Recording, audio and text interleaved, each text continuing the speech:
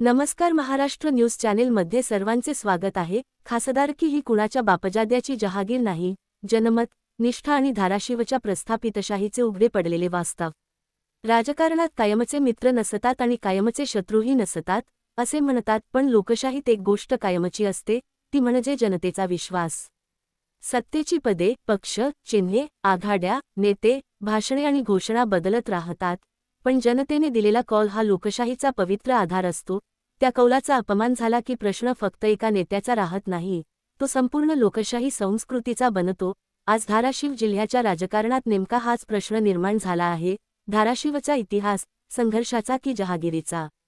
आणि इथूनच सुरू झाली चूक. राजकारणात अनेकदा विजय हा पराभवाची सुरुवात ठरतो. ओमराजेंच्या बाबतीतही नेमके तेच घडले. या अभूतपूर्व विजयामागची कारणे समजून घेण्याऐवजी विजय पूर्णपणे स्वतःच्या खात्यात जमा करण्याची चूक झाली. स्थानिक स्वराज्य संस्थांच्या निवडणुकांमध्ये चुकीचे निर्णय झाले, मित्र पक्ष नाराज झाले, कार्यकर्त्यांकडे दुर्लक्ष झाले, समन्वय हरवला.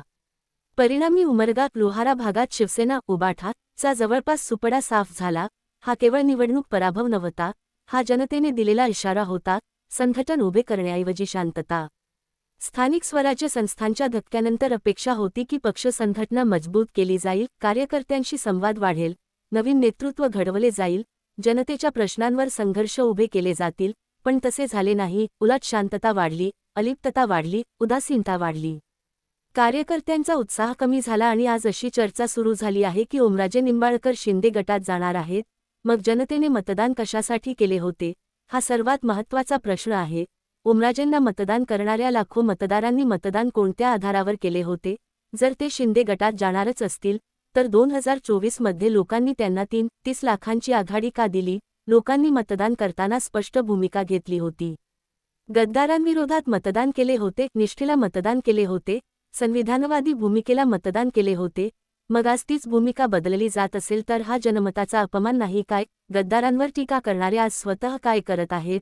ओमराजे निंबाळकर यांनी अनेक सभांमध्ये गद्दारांवर टीका केली, कधी कठोर शब्दांत, कधी खालच्या भाषेत, कधी भावनिक भाषेत, कधी नैतिकतेचे धडे देत. पण आज जर तेच लोक स्वतः भूमिका बदलत असतील तर जनतेने कोणत्या निकषावर त्यांचे मूल्यमापन करावे?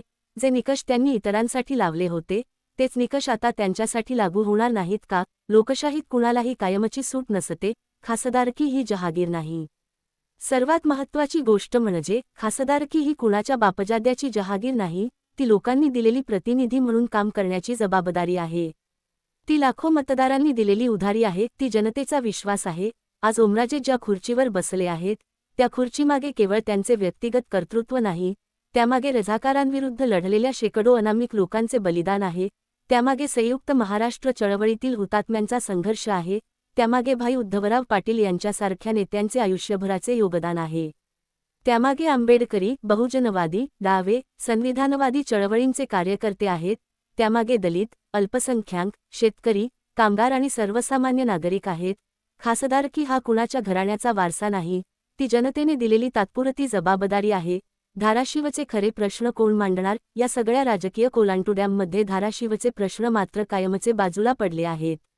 नीती आयोगाने धाराशिवला देशातील अतिमागास जिल्ह्यांमध्ये गणले आहे. आजही उद्योग नाहीत, रोजगार नाही, शिक्षणाची गुणवत्ता प्रश्नांकित आहे, आरोग्य व्यवस्था कमकुवत आहे, सिंचनाचा अनुशेष प्रचंड आहे, तरुणांचे स्थलांतर सुरू आहे, पायाभूत सुविधांची कमतरता आहे. पण या प्रश्नांवर चर्चा होत नाही. चर्चा होते ती कोण कुणाच्या पक्षात गेला याची. धाराशिवला प्रस्थापितशाहीपासून मुक्ती हवी. या जिल्ह्याचे आणखी एक दुर्दैव म्हणजे काही ठराविक घराणी आणि ठराविक व्यक्तींचे वर्चस्व. सत्ता बदलते, पक्ष बदलतात, चिन्हे बदलतात, पण चेहरे तेच राहतात. कधी थेट सत्तेत, कधी पडद्यामागे, कधी मित्र म्हणून, कधी विरोधक म्हणून. लोकशाहीचे सर्वात मोठे आव्हान हेच आहे. सर्वसामान्य तरुणाला नेतृत्वाची संधी मिळत नाही, नव्या विचारांना जागा मिळत नाही आणि प्रस्थापितशाही कायम राहते. जनता आता गप्प बसणार नाही. धाराशिवच्या जनतेने अनेकदा दाखवून दिले आहे की ती योग्यवेळी निर्णय घेते. पद्मसिंह पाटील यांनाही पराभव पाहावा लागला, रवींद्र गायकवाड यांनाही तिकीट गमवावे लागले, इतर अनेक दिग्गजांनाही जनतेने धडे शिकवले. आजही तसेच होऊ शकते. ज्यांनी गद्दारांना शिव्या दिल्या, त्यांनाच उद्या जनता तेच शब्द परत करेल. ज्यांनी जनमताचा वापर करून सत्ता मिळवली, त्यांना जनमतच प्रश्न विचारेल. आजचा धाराशिव आणि कालचा उस्मानाबाद हा जिल्हा एकेकाळी हैदराबादच्या निजामशाहीचा भाग होता. उमरगा, लोहारा, तुळजापूर, कळंब, भूम, परंडा, वाशी, धाराशिव अशी गावे आणि तालुके रझाकाराच्या सामाजिक, आर्थिक आणि राजकीय विषमतेचे साक्षीदार आहेत. उमरगा हा तालुका कर्नाटक आणि आंध्र प्रदेशच्या सीमेलगत असल्याने येथील बोलीभाषेवर कन्नड, तेलुगू, उर्दू आणि फारसी भाषांचा प्रभाव आहे. कारण लोकशाहीत शेवटचा शब्द नेत्यांचा नसतो, शेवटचा शब्द जनतेचा असतो आणि धाराशिवची जनता इतिहासभर एक गोष्ट सिद्ध करत आली आहे, ती उशिरा बोलते पण बिनचूक बोलते आणि आज शेवटी गद्दारी दाखवलीच. महाराष्ट्र डे चॅनलला सबस्क्राईब करा, बेल आयकॉनला टच करा. इथला माणूस जसा भाषेने वेगळा आहे तसाच इतिहासानेही वेगळा आहे. या भागात सरंजामी संस्कृतीचा प्रभाव होता, पण त्याचवेळी रझाकारांविरुद्ध शस्त्र उचलून लढणारा संघर्षशील इतिहासही आहे. हैदराबाद मुक्तिसंग्रामात या भूमीने रक्त सांडले आहे. संयुक्त महाराष्ट्राच्या लढ्यात या मातीतल्या कार्यकर्त्यांनी तुरुंगवास भोगला आहे. तत्कालीन उस्मानाबाद जिल्ह्याचे भाई उद्धवराव पाटील हे संयुक्त महाराष्ट्र समितीचे अध्यक्ष होते.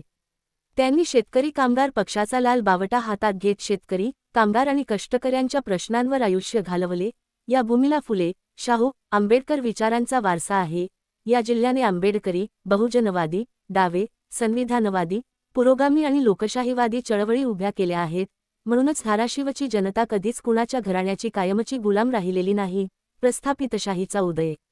कालांतराने जिल्ह्याच्या राजकारणात डॉ. पद्मसिंह पाटील यांचे वर्चस्व वाढले. जिल्ह्यातील सत्ता, सहकार, शिक्षण संस्था, स्थानिक राजकारण, निवडणुका या सर्वांवर त्यांचा प्रभाव निर्माण झाला. त्यांचे चुलत बंधू पवनराजे निंबाळकर हे सुरुवातीला त्यांच्यासोबत होते, पण नंतर मतभेद झाले, संघर्ष वाढला आणि पुढे पवनराजे यांची हत्या झाली. या हत्येप्रकरणी डॉ. पद्मसिंह पाटील यांच्यावर गंभीर आरोप झाले. गेली जवळपास 20 वर्षे हा खटला न्यायालयात सुरू आहे. या घटनेने धाराशिवच्या राजकारणाला वेगळे वळण दिले. सहानुभूतीतून उभे राहिलेले नेतृत्व. पवनराजेंच्या हत्येनंतर त्यांच्या कुटुंबाबद्दल जनतेच्या मनात प्रचंड सहानुभूती निर्माण झाली. याच पार्श्वभूमीवर ओमराजे निंबाळकर यांचे राजकारण उभे राहिले. धाराशिव कळंब विधानसभा मतदारसंघातून ते एकदा आमदार झाले, एकदा पराभूतही झाले. 2014 मध्ये मोदी लाटेत उमरग्याचे रवींद्र गायकवाड लोकसभेत पोहोचले. त्यांनी पद्मसिंह पाटलांचा पराभव केला, पण पुढील 5 वर्षांत त्यांचा मतदारसंघातील संपर्क कमी झाला. नॉट रिचेबल खासदार अशी प्रतिमा निर्माण झाली. 2019 मध्ये शिवसेनेने त्यांचे तिकीट कापले आणि ओमराजे निंबाळकर यांना उमेदवारी दिली. ते मोदी लाटेत निवडून आले. निष्ठेचे भांडवल आणि 2024चा विक्रमी विजय. 2022 मध्ये शिवसेना फुटली. राज्यातील अनेक आमदार, खासदार, मंत्री शिंदे गटात गेले. पण ओमराजे निंबाळकर उद्धव ठाकरे यांच्यासोबत राहिले. त्यांच्या या भूमिकेचे राज्यभर कौतुक झाले. गावोगावी ते फिरले, लोकसंपर्क वाढवला, स्वतःला निष्ठावान सैनिक म्हणून उभे केले. 2024च्या निवडणुकीत त्यांना केवळ शिवसैनिकांची मते मिळाली असे नाही, दलित, अल्पसंख्याक, संविधानवादी, डावे, पुरोगामी, लोकशाहीवादी, भाजपविरोधी सर्व घटक त्यांच्यासोबत उभे राहिले. लोकांनी ओमराजेंना मतदान केले कारण ते उद्धव ठाकरे यांच्यासोबत राहिले होते. लोकांनी ओमराजेंना मतदान केले कारण ते गद्दारांविरुद्धचा लढा लढत असल्याचा त्यांचा दावा होता. लोकांनी ओमराजेंना मतदान केले कारण त्यांना भाजपाच्या वाढत्या एकाधिकारशाहीला धडा शिकवायचा होता. परिणामी ओमराजे तब्बल 3,30,000 मतांच्या विक्रमी आघाडीने निवडून आले. हा विजय वैयक्तिक नव्हता, हा विजय जनमताचा होता.